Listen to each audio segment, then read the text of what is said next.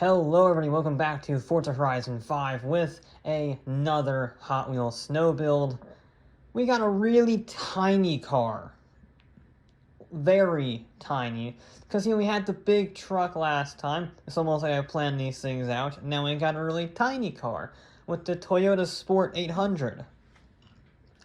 It has 800 cc's of displacement. It's basically a KEI car.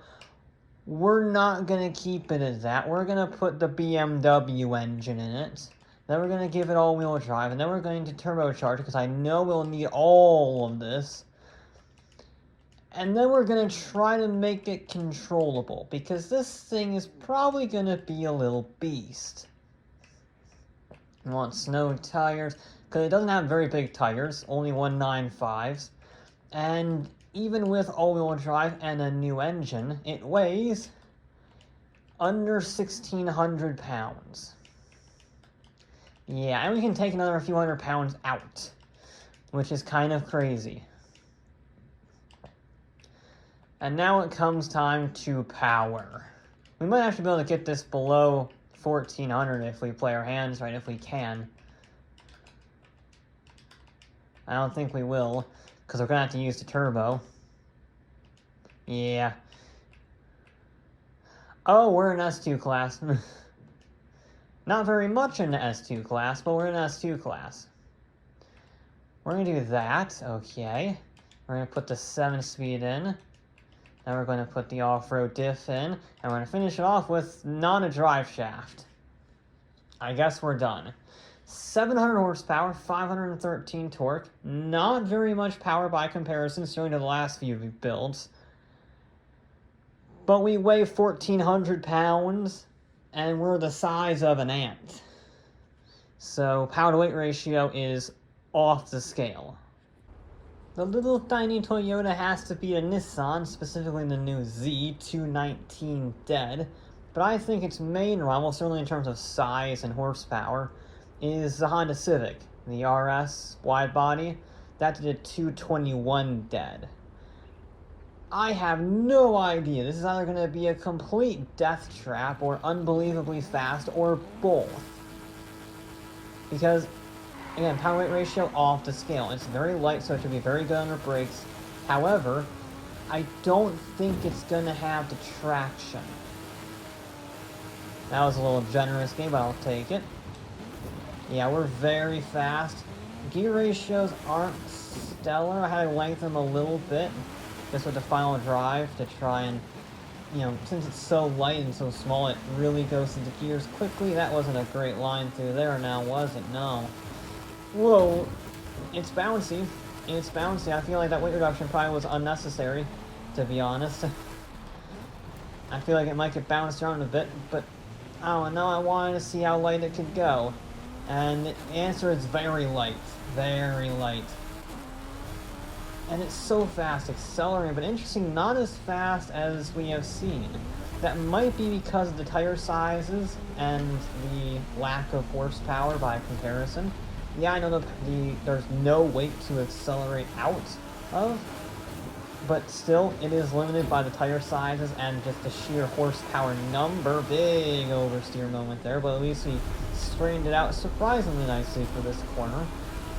Yeah, it's not as fast as other vehicles, and it's very bounced around, but we made it somehow work. Oh. Not now, not now. No, no, no. Reverse. That's what I wanted to do, there we go. Kept some forward momentum, because it would have been easier to just spin it around like that than try to counter because we were past 90 degrees, so it would have been difficult to counter that.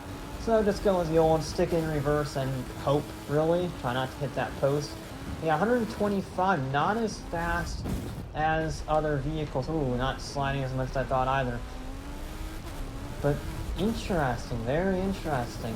The lightest vehicle is not the fastest accelerating. I mean, I know it's, literally 1,000 horsepower down on other vehicles that we've run, like, say, the truck, the Ranger from last time, but it's also less than half of the weight of the Ranger. So I thought it would be pretty good, but its time is kind of freaking awful. A 226. I know 227. Sorry, 227. I know it wasn't a stellar run, but damn, I thought that would be better. I'm not gonna lie. Smooth. That's all we can try and hope for, because I thought that run wasn't terrible. I know we lost a second or so on the landing of that big jump, but a 227 was surprising to say the least. So I really got to claw a lot of time back. 6 seconds of all to beat the Civic, which I would assume this is its main rival. I base it off of that. It's so similar in weight. This is actually even lighter than the Civic, but not by a whole lot in the grand scheme of things. Although when you get so low, a few hundred pounds is insanely light. You know, the percentage-wise, it's massive. So it is the lightest car by far. But the Civic is currently beating it. I'm going to bet you if this doesn't beat the Civic, it's because of the tire sizes. The Civic had that wide body kit, which made it have massive tires. This does not have that. This has bicycle tires. Bicycle tires for 700 horsepower is not good. No matter how light your vehicle is, it will struggle to deploy its power. Even if 700 horsepower doesn't seem like a lot, it is when you're trying to run on BMX tires. In fact, I think there are mountain bike tires that are probably bigger than 195s. They're probably like $10,000 a bike, but still, this thing, whoa. I'm not sure that was a good run or not through there. I don't really like these gear ratios. I know it was a bit of a squirrel moment, but still. Whoa, that was a perfect run through there and a half. Now smooth. Perfect. You cannot get any closer to that wall, that barrier if I tried. That was millimetrically perfect on the brakes. Brakes are good, luckily, because I was way out of control there. Way out of control, but that is the nice thing about weighing 1,400 pounds is you can stop. Even if you have 700 horsepower, you can stop. And we are a little fast. I just lifted. That was good through there. A little bit of handbrake just to get that front end turn a little bit faster. Whoa, big bounce around. Don't hit the invisible wall. Didn't hit the invisible wall. Hairpin is good. Keep it in third. Try to just roll onto that throttle. Minimize the wheel spin. You can't really get rid of it, even with those all-wheel drive, but you can minimize it quite a bit. Oh, this is a really good run. This is a stupidly good run. Oh, dear Lord. We just broke the 220 barrier. I shaved off 8 seconds. Wow. I'll tell you what. This car is not going to beat the Nissan.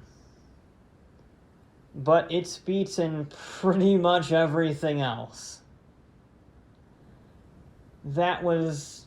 I don't know how to top that. That was a millimetrically perfect run, but I guess just be braver for this finale. Oh dear. So, I think that run was pretty much perfect, the second run. Yeah, I can improve on the exit of the ice section, but everywhere else was millimetrically perfect. I could not have asked for a better run, especially on a high-speed chicane heading up to the jump. That was majestically perfect.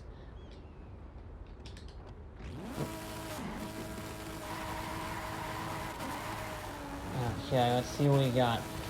I might have to take... Yeah, we're good. I mean, this car has potential. This car has serious potential. However, the tire size has let it down hard. It doesn't I can't deploy all of the power at once. I have to roll onto it because of the wheel spin. I don't want to get understeered. I don't want to get dragged out wide by the four-wheel, Okay, let's not go that way. That was the first time a bump has actually affected this car. This vehicle has done a remarkable job of minimizing the bump. I thought this might get bounced around too crazy because it's, quite literally featherweight. But it has handled these bumps phenomenally well. That was the first time we actually had a problem with the bump.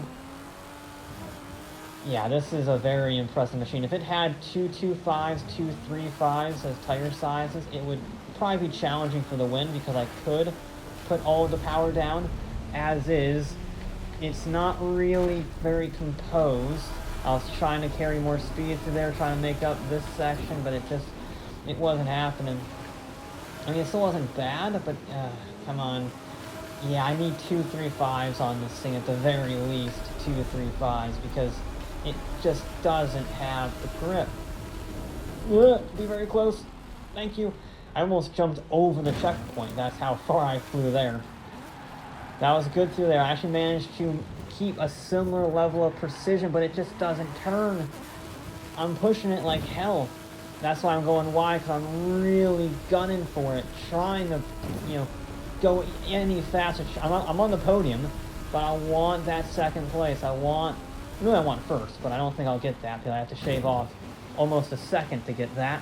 And that would be impressive, but unlikely. Nope. I'm gonna hit the wall. Yep. Okay.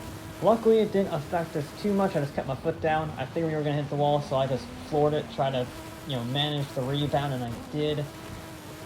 Yeah, I think this was just a bit sloppy, which makes sense. I'm trying. I'm doing things, trying to make up pace, and that doesn't always work.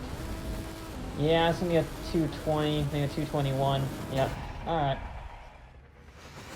Well, we still got a hell of a timing on that second run, and that one was not a bad time. Not a bad time at all, a 221. However, our fastest time of 219.8 will put us into third place behind the Lotus, but just fractionally ahead of Ken Block's Fiesta that has finally been dethroned after quite a long time on the podium. But yeah, it's well off the pace of the Nissan.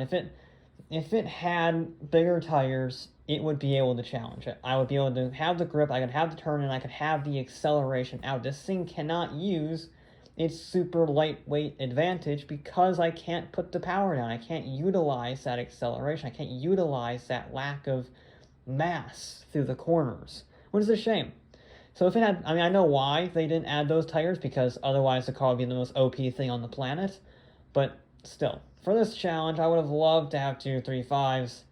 But that'll be it for this episode of Forza Horizon 5. I'll be back with more